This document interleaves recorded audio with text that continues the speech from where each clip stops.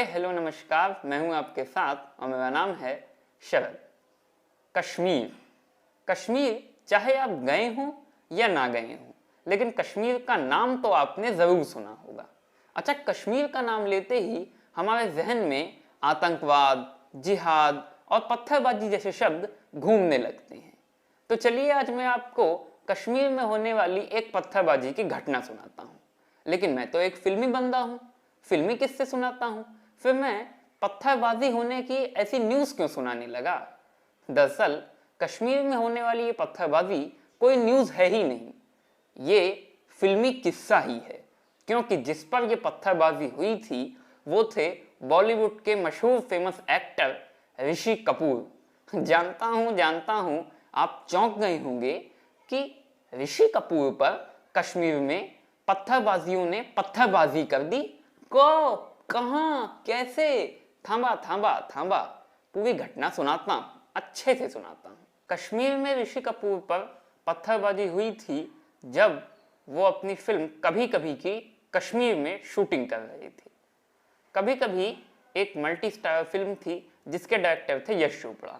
इस फिल्म में अमिताभ बच्चन, शशि कपूर, रेखा और नीतू सिंह जैसे बड़े कलाकार थे और यश चोपड़ा चाहते थे कि इस फिल्म में एक रोल ऋषि कपूर भी करें।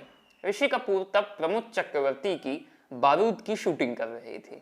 इसी दौरान यश चोपड़ा ऋषि कपूर से मिलते हैं और ऋषि कपूर को कभी कभी का ऑफर देते हैं, लेकिन ऋषि कपूर को कभी कभी में अपनी भूमिका पसंद नहीं आती, इसीलिए वो यश चोपड़ा को मना कर देते हैं। यश चोपड़ा से कहते हैं कि मुझे ये भूमिका पसंद नहीं है, इसीलिए मैं इस भूमिका को नहीं करूंगा, मैं ये फिल्म नहीं करूंगा। अच्छा था कि मना कर दिया था। अगर इस फिल्म में काम ना किया होता तो वो विभत्स लीला ना होती जिसने मरते दम तक ऋषि कपूर को डराया।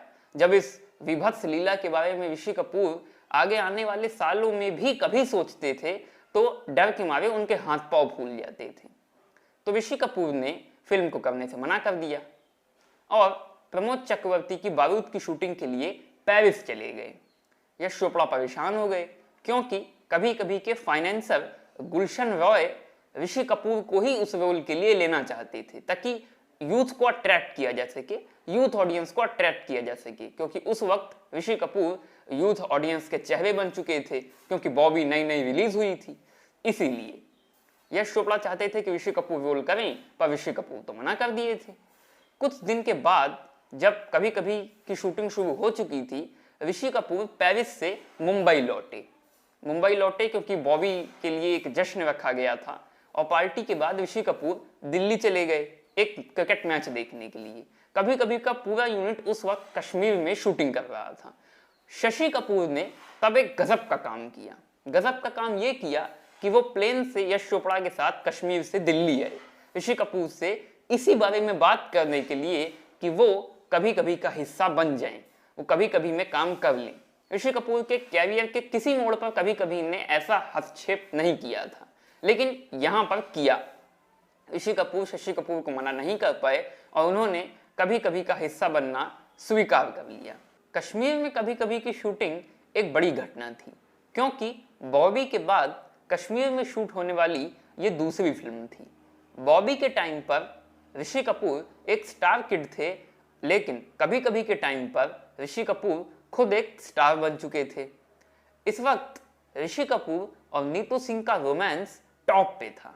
अपने और नीतू सिंह के रोमांस का एक छोटा सा किस्सा ऋषि कपूर ने अपनी ऑटोबायोग्राफी खुल्लम खुल्ला में शेयर किया है। हुआ ये कि ऋषि कपूर कश्मीर से ही पेरिस चले गए बारूद की शूटिंग के लिए और कश्मीर में कभी कभी की शूटिंग चल रही थी, इसीलिए नीतू सिंह कश्मीर में ही थी। पेरिस से ऋषि कपूर ने कश्मीर नीतू सिंह को तार भेजा और उस तार में लिखा था, सिखनी बहुत याद आती है। सिखनी माने नीतू सिंह, और नीतू सिंह ने सेट पर मौजूद एक एक शख्स, एक एक व्यक्ति को वो तार दिखाया और तार दिखा दिखा करके कहा, देखो उसे मेरी याद आ रही है, देखो उसे मेरी याद आ रही है। नीतू उस तार को पाकर बहुत खुश हुई। उस वक्त तक कश्मीर में राजनीतिक हलचल धीरे धीरे बढ़ने लगी थी और भारत विरोधी भावनाएं भी जोर पकड़ने लगी थी। उस दिन कश्मीर में शूट का अंतिम दिन था कभी कभी की शूट का अंतिम दिन था। उस दिन पहलगाम में अमिताभ बच्चन, ऋषि कपूर, नीतू सिंह एक गाना शूट कर रहे थे। तुक्के से उस दिन ऋषि कपूर का बर्थडे भी था, माने उसी दिन फिल्म भी कंप्लीट हो गई थी और ऋषि कपूर अपना ये साल भी कंप्लीट कर रहे थे। ऋषि कपूर का बर्थडे था, इसीलिए यश चोपड़ा ने एक होटल में शानदार पार्टी दी थी जिसमें बहुत सारे मेहमान शरीक होने वाले थे। रात में पार्टी शुरू हुई। पार्टी अपने टॉप पे थी, शबाब पे थी। पार्टी जिस होटल में हो रही थी उस होटल के बाहर बहुत सारी टैक्सीज खड़ी थी, बहुत सारे घोड़ा गाड़ी वाले खड़े थे, अपने अपने घोड़े गाड़ी लेकर, अपनी अपनी टैक्सीज लेकर। जब पार्टी शबाब पे थी, जश्न शबाब पे था, तब एक घोड़ा वाला ज्यादा शराब पी गया और उसने एक टैक्सी वाले को कुछ कह दिया, जिसके कारण टैक्सी वाले और घोड़े वाले में जबरदस्त झड़प होने लगी। मामला बढ़ने लगा तो होटल से दीपक समीन, यश चोपड़ा के सहायक थे, असिस्टेंट थे, वो बाहर निकले और इन दोनों के झगड़े को निपटाने की, सुलटाने की कोशिश करने लगे। लेकिन उन दोनों ने दीपक को भी आड़े हाथों ले लिया। इस बीच ऋषि कपूर को एक खबर मिली तो ऋषि कपूर होटल के बाहर निकले, लेकिन तब तक मामला बहुत बिगड़ चुका था।